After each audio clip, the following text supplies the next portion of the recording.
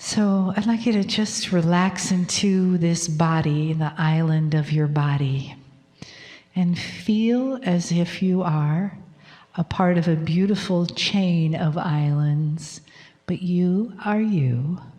And take a breath in. I've had a very full, energetic, informative day. And take another breath. Yeah. And just let yourself sort of melt into the chair, relax into these soft, wonderful, comfortable chairs. And just feel them supporting you to the very best of their abilities. And another breath in.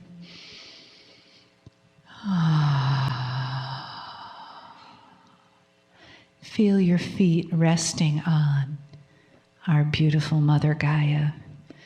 No matter how many layers of shoes and socks and carpets and concrete, underneath is Gaia, lovingly supporting us, carrying us every step, every day.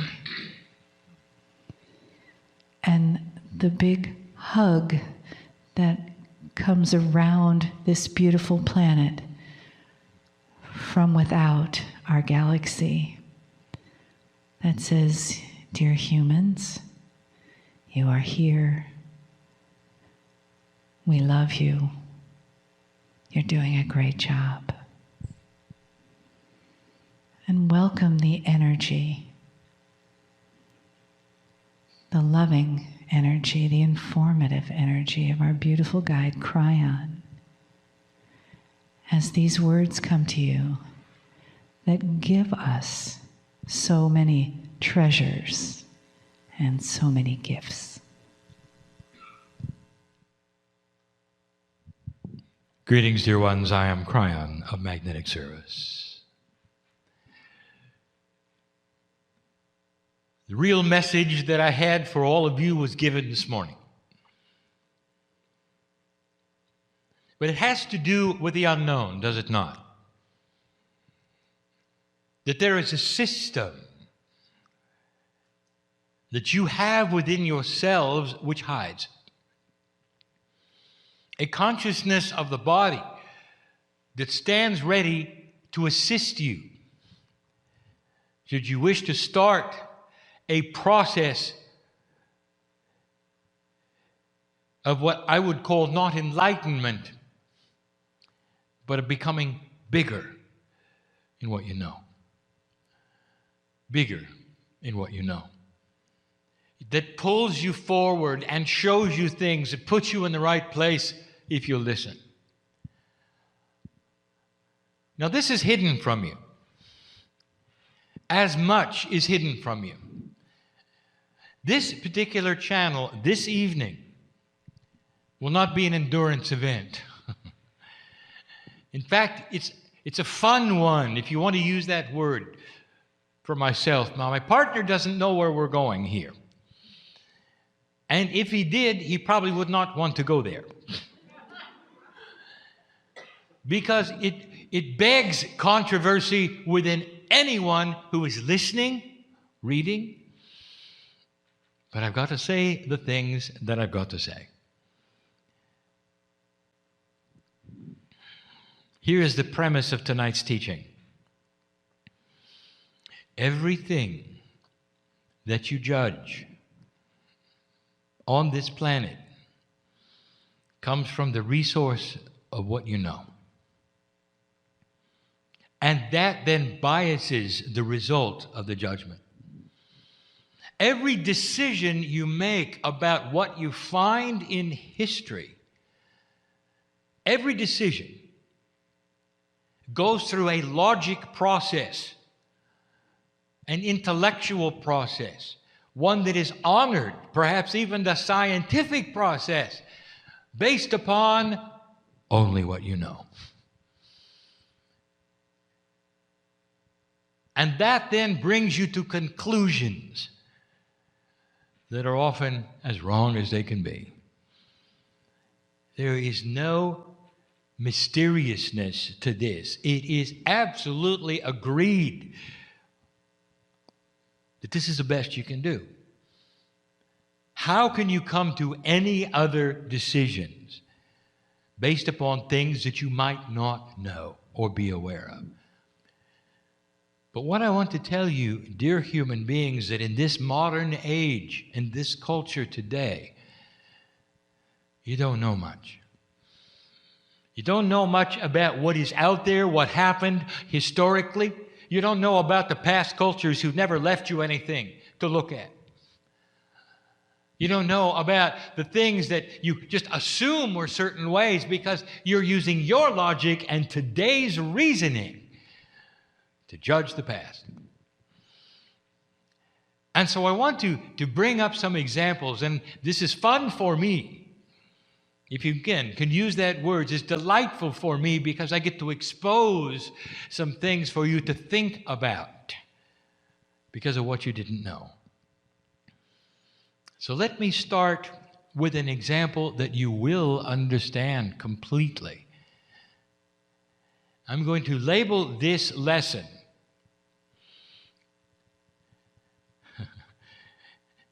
Ancient Energies Frozen in the Past. Ancient energies frozen in the past. Dear ones, cultures come and go. They learn certain kinds of things that are usurped by other cultures who can do it better. And the one culture will often drop the thing that the other culture doesn't need anymore. And in the process, hundreds of years will go by without the internet. Nothing to look up, nothing to see, and these things are forgotten. Imagine for a moment you're a caveman. Imagine for a moment that as a caveman you come across a capsule from the future. And in that capsule, and my partner is giving me this now because he knows where this is going, in that capsule is a Sony Walkman. Now this is an audio cassette player. What does the caveman think of it? Has no idea. Absolutely no idea. Has no concept of what it might be. None. Now turn the page. You have a 7 or 8-year-old at home, and you give them a package, and in it is a Sony Walkman. They will have no idea what it is. And if you told them that it was a music player, they still would have no idea. They'd push the buttons, they'd open the case, they would look at it, and there would be a frown. No concept. And then if you went so far as to tell them what it was and what it did and show them a cassette that actually could create and contain an entire album of music, they would roll their eyes. Because they've got a device, a fraction of that sound, that size, it'll play 100 albums of music. It's not in their consciousness. They have never seen it. The cassette player, frozen in time. The ancients don't know what it is, and the kids don't know what it is. What's going to happen to that? If you removed the internet, it would be lost. The whole process of what took place in those years that would play music in that fashion, the technology, the reasoning, the science would be gone. Today you archive everything. And so this day, that will not be lost. But that's not what I want to talk about. That is the example that I wish to talk about. A technology frozen in time. One that is no longer used, but forgotten.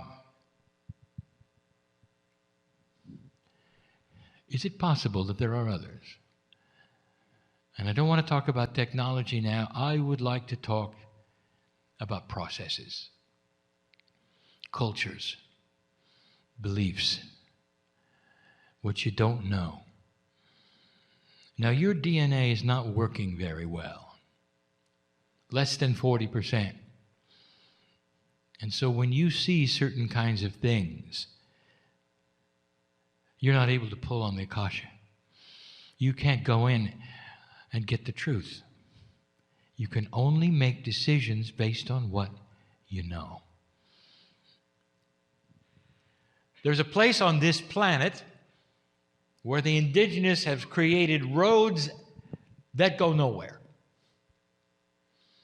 First discovered from the air, they are so long, they are so straight, they are so accurate,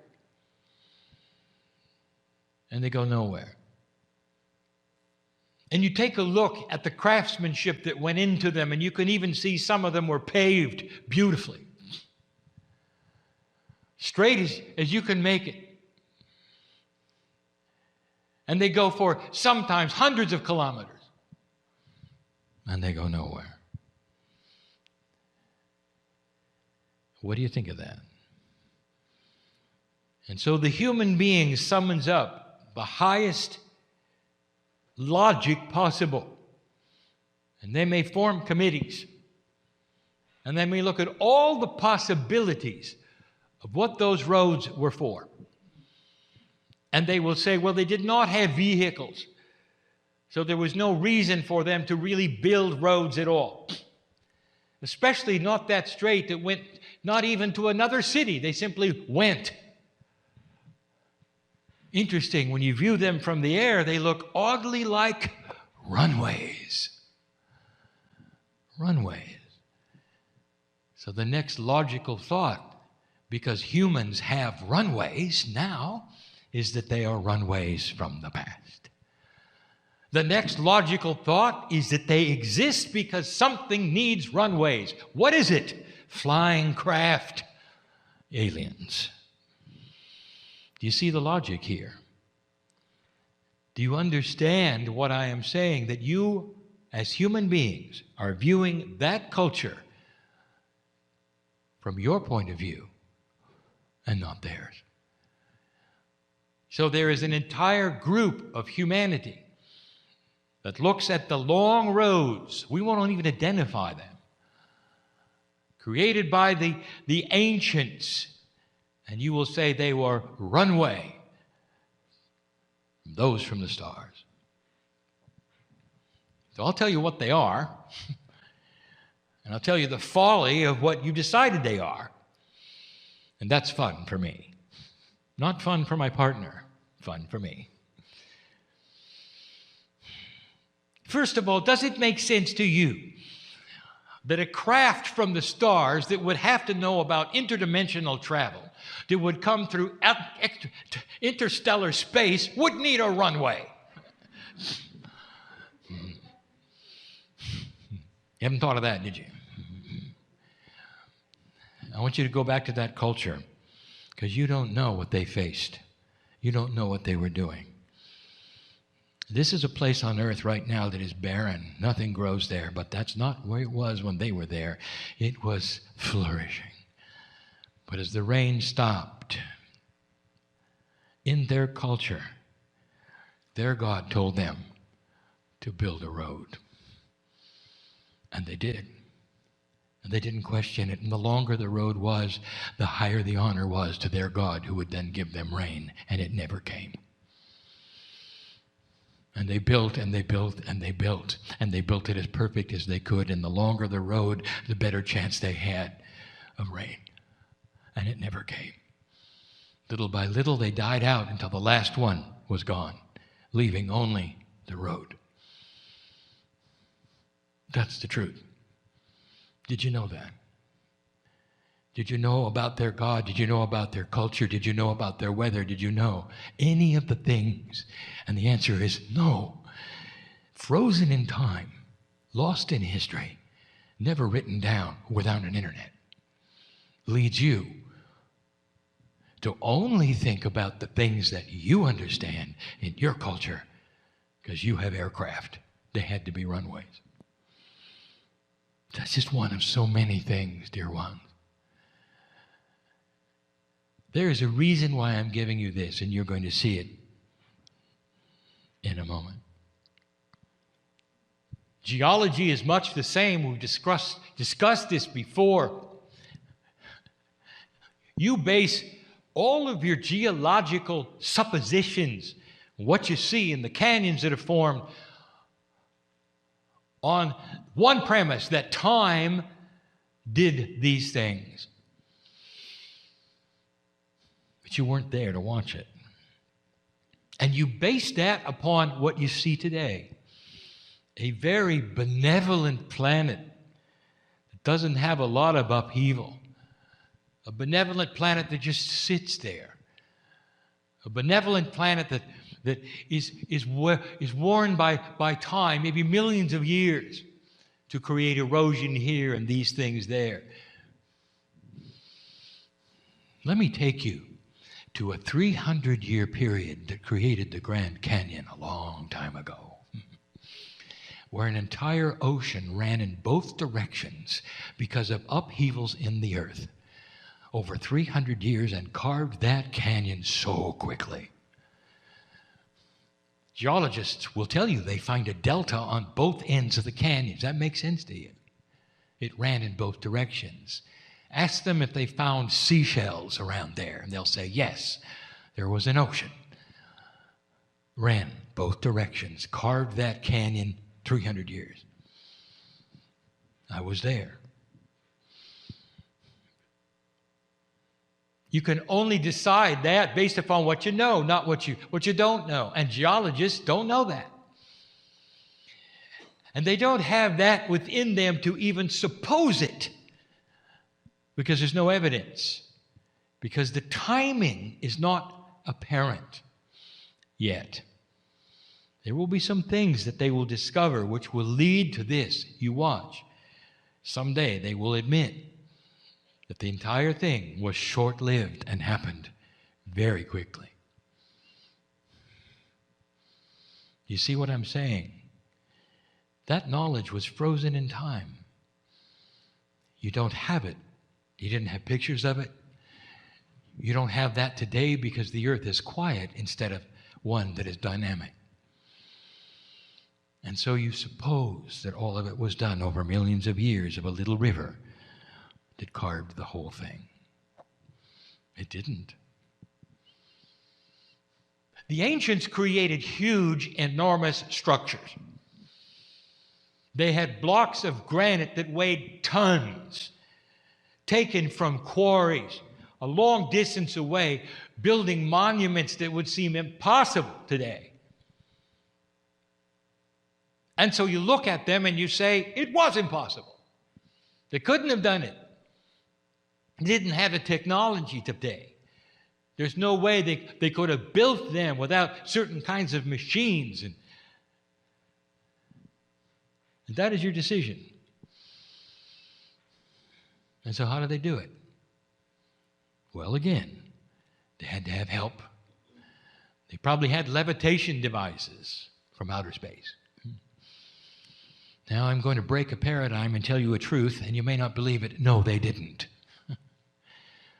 The paradigm of your culture is everything has to be done quickly and efficiently. I'd like to tell you about their culture. Do you understand that they built monuments to kings who are not born yet? And you know how long they took? Lifetime. Do you know how many men were involved? Hundreds of thousands. Take this block of granite over there. It's fine. Take a couple of years and do it inch by inch. Pull it with sticks and ropes. We don't care how long it takes. Sometimes they were slaves. Oftentimes they were not.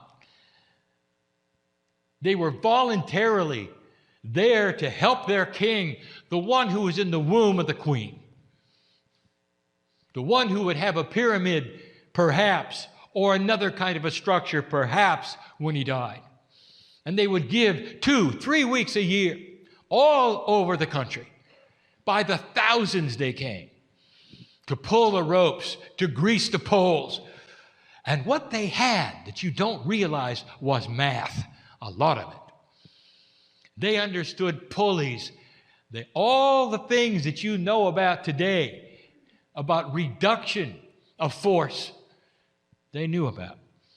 Clever schemes to slide things uphill very, very slowly with thousands of manpower in order to get them into a place where they could be turned.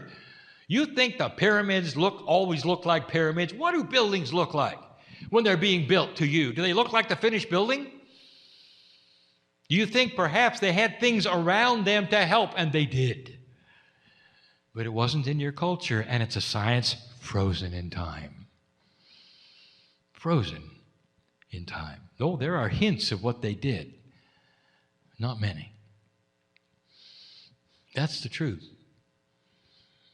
But you couldn't know that because all you do is look at it from the standpoint of what you know.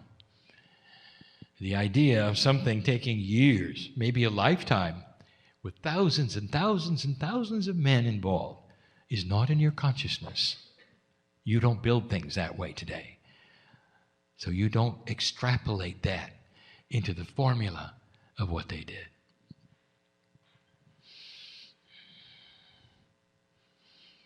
We told you that the Lemurians had temples of rejuvenation on the top of Hawaii. It was one mountain, lifted up by the bulge that took place. There were glaciers up there. That bulge was there for thousands of years. Even before the Lemurians got there, it was there. The mountain of Hawaii is the largest mountain on the planet, measured from the top to the bottom, even though the bottom is underwater. And most of it was exposed, pushed up by this bulge of the magma. That magma bulge, very similar to what happened in Yellowstone Park, which is another hot spot of the planet. It is a geological process that happens. It's not a mystery. And it put the mountaintops above 30,000 feet. It's very cold there. And for a very, very long time, it was cold there. When you have the temperatures of minus 50 centigrade, and you have them for many, many, many years, you have something extremely cold. Now, the Lemurians used that super cold technology without electricity, without the knowledge of anything except chemistry. You can extrapolate heat out of anything with certain kinds of chemistry, lost in time, frozen in time, no pun intended. They used super cold technology to create a quantum event on the top of the mountain, and that created the temples of rejuvenation, and they changed DNA with it. They were able to actually manipulate mass through super cold technology. You are just discovering it today. But there are those who would say it's impossible. They could not have done these things without computers, without electricity, and you name it, all based upon what you know today to be your reality and not what you don't know. I'll give you the final one. And that's what we want to talk about. Dear human being, you think you know a lot about health, don't you? You got the most modern science, but there are things you don't know. Can you imagine being part of a health system that didn't know about germs? And then when that discovery took place, everything changed. Can you imagine what it might have been like on the battlefields, even with the best doctors, without the knowledge of germs? No matter what they did, the troops died. Because they didn't understand about sterilization and microbes or any of those things. Nothing. until they got that information, and then suddenly it all changed. So here's the premise of the day. Is it possible, dear human being, that you've lost something along the way? Do you have any idea what's in the forests of this earth? The shamans knew. They could heal almost anything. Gaia cooperates with certain kinds of energies, and the shamanic energies of the planet were very invested into knowing about what I will call the chemistry of the plants. Within the cooperation of the Gaia system are the cures for all diseases. Did you know that? And they were able to cure so many things right from the earth naturally. No side effects, no artificialness, no manufacturing. You've heard of this. They were seen as strange, and so they lived on the edge of the village. And everything they knew was lost. It was lost with modern ideas of God. It was lost when they would heal somebody and it wasn't understood, and so they became evil. Completely gone. Now, here you sit. It was frozen in time. And now everything you have is artificial. Almost. Now, here is the crux. My partner today did something I asked him to do. He spent time presenting to you what the new human being might look like. When you start to increase the percentage that DNA is operating at, you start to have the premise of children capturing the Akash, no longer having to learn to walk or to read. And they're doing it within a small amount of time, less than 2 years old, because they are remembering what they already knew. Now, this is new. So let us go to the next step, old soul. How many of you were shamans? Are you starting to understand this? Coming from the old soul group, in the next 2 generations of this planet will be a remembrance of frozen technology. You'll remember the chemistry that extracts heat. You'll remember the botany of survival.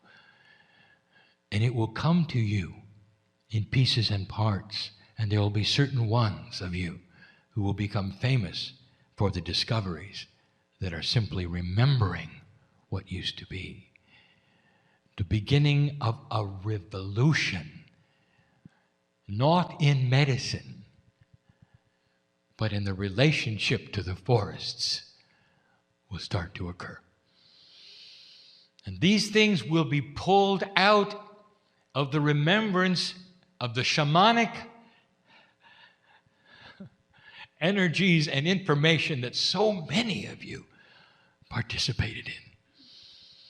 And the biggest difference of why you're remembering it now and not later is because now it's safe. And 3 years ago it wasn't. And that is the difference between then and now. I give you these examples today of some of the foolishness that you see, of the predisposed decisions based upon only what you know instead of what you remember from the past. And that is going to change. The higher the DNA starts to work, the more remembering will take place. And the remembering is going to happen from one specific group, the shamanic group, the old souls, the ones who would sit in a room like this all day long, listening to a talking head on a beautiful day. Why are you here? Why are you here? Because you want to know more, don't you? Can't you feel it? Can't you feel it? It's in there. You know it is. I want you to drop into the core and begin to develop the intuition that you have. Dear ones, the old souls, not the ones who are yet to be born, but the ones who are here, are going to find these things, are going to present these things, remember these things, start to use these things. And it's not going to be opposed. Did you hear me? It is not going to be opposed. There'll be too many of you. It's going to be received very well. It's going to help heal the planet. That's a good message. There is a place for chemistry, for elegant chemistry. There's a place for the elegance of natural solutions. It all can be used together in balance. We always told you that. One will not usurp the other. But it's time to remember how to heal yourself from Gaia, with Gaia, through Gaia. Now you know why it's part of the 9 attributes of the human being. And that is the message for today. One that may be remembered by many, studied by a few. I am crying in love with humanity. I know what's coming. I've seen it before.